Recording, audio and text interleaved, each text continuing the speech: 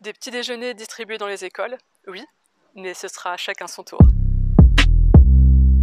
Alors souvenez-vous, l'année dernière, en réponse à mes nombreuses interrogations, Monsieur Bricout et la majorité municipale avançaient qu'il s'agissait là simplement d'une expérimentation dans une classe d'une école de la ville et promettaient de déployer le principe de distribution des petits déjeuners dans chaque classe de la ville. Un an plus tard, on repart à zéro et plus que jamais, on joue au jeu des chaises musicales du petit déjeuner. Cette année, ce n'est plus une classe de l'école Baptiste-Sélaïte, mais 41 élèves de grande section de l'école Jean Lebas qui sont concernés. Et encore une fois, pour un seul petit déjeuner par semaine. Seuls 41 enfants scolarisés de la ville ont, aux yeux de Monsieur Bricout, le droit d'avoir accès à un petit déjeuner équilibré. J'y vois là un certain cynisme dans une commune où on dénombre 30% de pauvreté.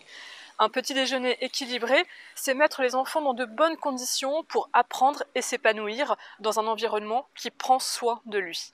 L'école est l'une des clés de la lutte contre la délinquance et la pauvreté. Et qu'en est-il du retour de cette expérimentation commencée l'année dernière ?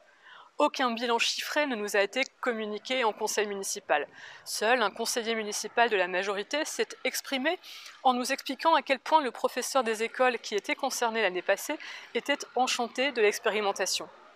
Mais en réalité, soit ça fonctionne, et on étend le dispositif à l'ensemble des écoles de la ville, comme il l'a été avancé l'année dernière, soit cela n'apporte pas les bienfaits attendus. Et dans ce cas-là, on arrête. Mais on ne se fait pas de l'opportunisme politique et de la communication sur le dos des enfants. L'année dernière, nous avions fait le calcul. 1600 écoliers en 2018 à Caudry, 4 jours par semaine, 27 semaines, en déduisant les aides de l'État, le coût aurait pu être de 130 000 €, c'est-à-dire 0,76% du budget de fonctionnement de la commune. À titre de comparaison, en 2019, le budget fêtes et cérémonies, c'est 295 000 € et le budget réception, 80 000.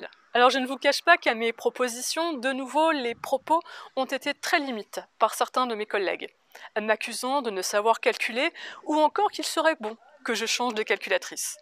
Il est facile de s'adresser à une conseillère municipale seule en ces termes. Il est bien évident que la stratégie développée était de me décrédibiliser. Et puis, nous le savons tous, les femmes sont bien mauvaises en mathématiques. N'empêche que ce soir-là, aucune démonstration argumentée et chiffrée ne m'a été proposée de la part de la majorité. Celle-ci s'en est tenue à des propos que je qualifie de nouveau très limites. Et quand bien même ces chiffres ne seraient pas bons et peut-être même sous-évalués, la priorité est telle pour la majorité municipale de partir, comme ce week-end, en voyage dit d'études dans les Pays de la Loire, aux frais du budget municipal, ou est-elle celle de donner à manger à nos enfants ? Il nous faut, coûte que coûte, casser ce cercle vicieux de la délinquance et de la pauvreté en s'occupant enfin de nos enfants. Alors, je vous remercie, prenez soin de vous et votez pour des gens qui tiennent parole.